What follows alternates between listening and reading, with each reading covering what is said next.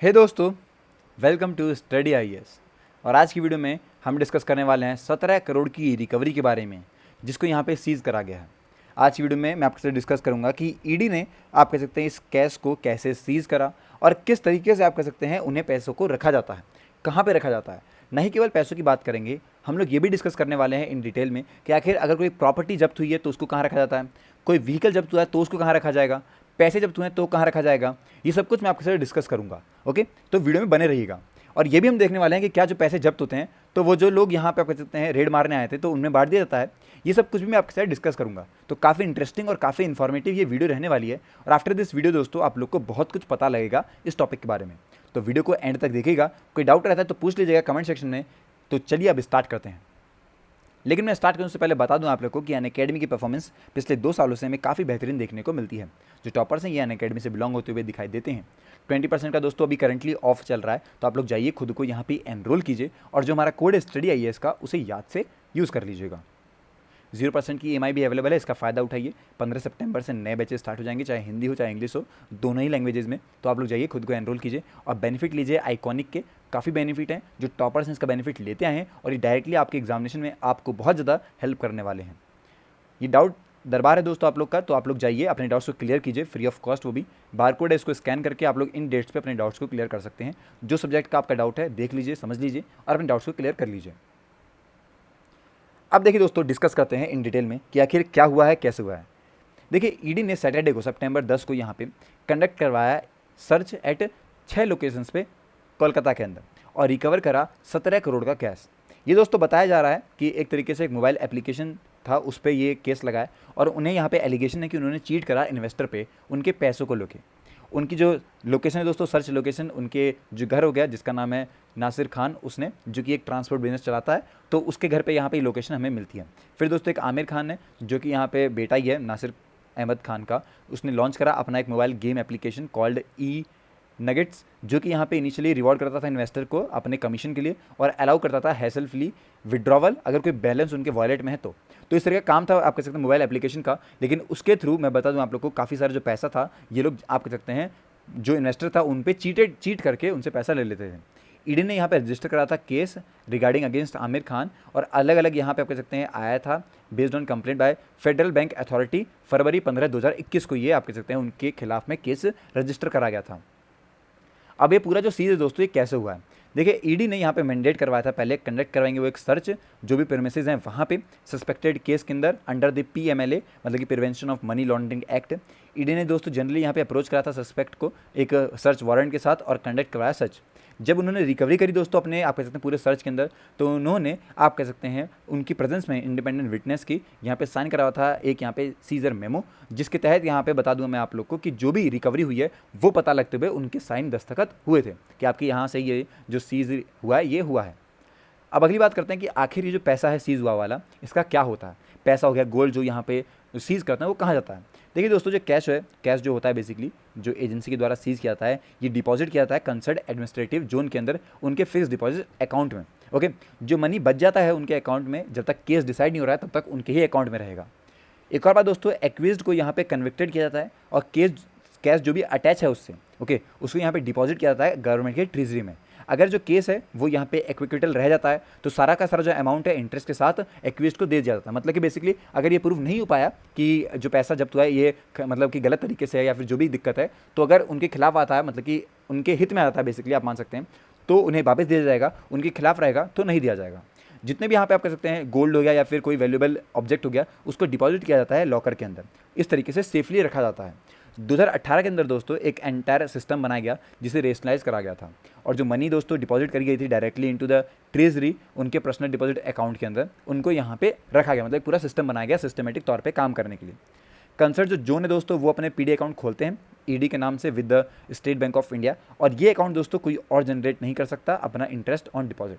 जो रेस्ट दोस्तों यहाँ पे कैश या फिर गोल्ड बच जाता है उसको यहाँ पे इसी काम से रखा जाता है बेसिकली, या फिर लॉकर में रख देंगे या फिर उन्हें स्टोर कर लेंगे। लेकिन दोस्तों अगर यहाँ पे जब सीज़ हुआ सामान तो वहाँ पे क्या किया जाता है, मतलब सीज़ होने के बाद क्या किया जा रहा है। देखिए, जो भी अटैचमेंट होती है उसको यहाँ पे ड्रिप किया जाता है एक्यूज्ड के बेनिफिट ऑफ अटैच्ड एसेट से लेके। एक लॉ है दोस्तों, वो प्रोवाइड करता है property to remain out of the bonds for accused until the trial is complete, मतलब कि तब तक आप कह सकते हैं उनके अंदर रहेगा जब तक जो उसके खिलाफ केस है ये प्रूफ नहीं हो जाता कि गलत केस है या फिर उनके खिलाफ जो भी चीज़ें हुई हैं ये गलत हैं। तो जैसे ही दोस्तों ईडी अटैच करता है कोई सीज या फिर कोई प्रॉपर्टी जिसके अंदर कैश इंक्लूड है, तो वो 180 डे के यहाँ पे कन्फर्मेशन पे रहता है। सीडी को यहाँ पे आप कह सकते हैं इन चीज़ों को बताना पड़ेगा ईडी को बेसिकली, ओके। और ये आप कह सकते हैं adjudicating authority of the agency के अंदर रहता है। एक बार अटैचमेंट दोस्तों कंफर्म हो जाती है तो ईडी यहाँ पे जो पोजीशन रहता है सीज प्रॉपर्टी का उसको रख लेता है। और अगर कोई ऐसा केस आता है जहाँ पे कोई इमूवेबल प्रॉपर्टी है तो ईडी यहाँ पे इशू करता है एक एविक्शन नोटिस प्रॉपर्टी ओनर को और उनसे यहाँ पे पोजीशन ले लेता है। इस तरीके से काम चलता है। देखिए कुछ यहाँ पे कुछ साल पहले आपको बता दूं मैं कि जो ईडी अटैच करता है प्रॉपर्टी रांची के अंदर एक केस आया था मनी लॉन्ड्रिंग से रिलेटेड। उस टाइम पे ऐसा हुआ था कि एक्यूज़ को यहाँ पे गारंटेड रिलीफ नहीं मिला था मैटर में, आइदर पीएमएलए जो ट्राइब्यूनल था उससे, ना ही कोई हायर कोर्ट पे। तो एजेंसी ने दोस्तों इवेंचुअली यहाँ पे उससे आप किसने पोजीशन ले लिया था उसकी प्रॉपर्टी को लेके, और उसमें ही अपना जो ब्रांच ऑफिस है वो वहाँ खोल दिया। अब एक बार केस ऐसा होता है दोस्तों, जैसे ही कन्वेक्शन एंड होता है तो प्रॉपर्टी यहाँ पे म्यूटेड रहेगी गवर्नमेंट के नाम पे। ईडी ने दोस्तों ऑफिस ऑपरेट करता गया वहाँ से ही, और जो प्रॉपर्टी थी दोस्तों वो किसी भी यूज़ में नहीं रही, आप कह सकते हैं एजेंसी के, ना ही किसी गवर्नमेंट डिपार्टमेंट के। जैसे ही ट्रायल कंप्लीट हो जाता है उसके बाद ये केस हुआ था एक बार, मैं बता दूं आप लोग को। अभी ऐसे केसेस बहुत सारे आते हैं जहाँ पे एक स्पेशल डायरेक्टर जो बैठता है ईडी का, वो यहाँ पे एक कस्टोडियन पे रखता है एडमिनिस्ट्रेटिव प्रॉपर्टी को, और जैसे ही ट्रायल खत्म होता है वो प्रॉपर्टी को ऑक्शन के लिए दे देता है कि जैसे ही आप कह सकते हैं ये प्रूफ हो गया तो पैसा चाहिए, क्योंकि प्रॉपर्टी कहाँ से रख सकता है कोई इंसान, कितना ही रख लेगा, कोई काम नहीं है कोई यूज़ नहीं है तो उसे नहीं रखता है, तो ऑक्शन कर देते हैं उसका, आप कह सकते हैं नीलाम कर देते हैं बेसिकली। अगर ऐसा केस होता है दोस्तों कि काफ़ी दिनों तक ये ट्रायल चलता जा रहा है तो कुछ प्रॉपर्टीज़ को दोस्तों यहाँ पे कह सकते हैं लैक ऑफ मेंटेनेंस की वजह से वो वैसे ही ख़राब हो जाती हैं, उनका यूज़ बचता ही नहीं है। तो ये सब केसेस जो हैं वो टाइम टू टाइम हमें देखने को मिलते हैं। अभी दोस्तों अगर कुछ ऐसा होता है, आपको मैं बता दूं कि होटल वगैरह या फिर कोई बिजनेस, रनिंग बिजनेस को अटैच कर लिया गया, ईडी ने बोला कि तुम्हारा ये जो बिजनेस है ये खराब है बेसिकली, इस पर सीज करने वाली बात आती है, उस टाइम पे क्या होता है। देखिए मैं बताऊं आपको, रनिंग अगर बिजनेस है तो उसको यहाँ पे शट डाउन नहीं किया जाता है, उसको सिर्फ पोजीशन में ले लिया जाएगा और कन्फर्मेशन दिया जाएगा बाय दी एडजुडिकेटिंग अथॉरिटी के थ्रू। एक बार एक्यूज़ यहाँ पे किसी भी लीगल प्रोटेक्शन पे नहीं रहता है ट्राइब्यूनल या फिर हाई कोर्ट की तरफ से, तो ईडी के पास ये पावर रहती है कि वो क्लेम कर सके हर एक प्रॉफिट को जो भी ऑपरेशन में है उसके कमर्शियल प्रेमिसेस में। अगर होटल है दोस्तों तो उसका प्रॉफिट भी यहाँ पे ईडी अपने अंदर ले लेगी।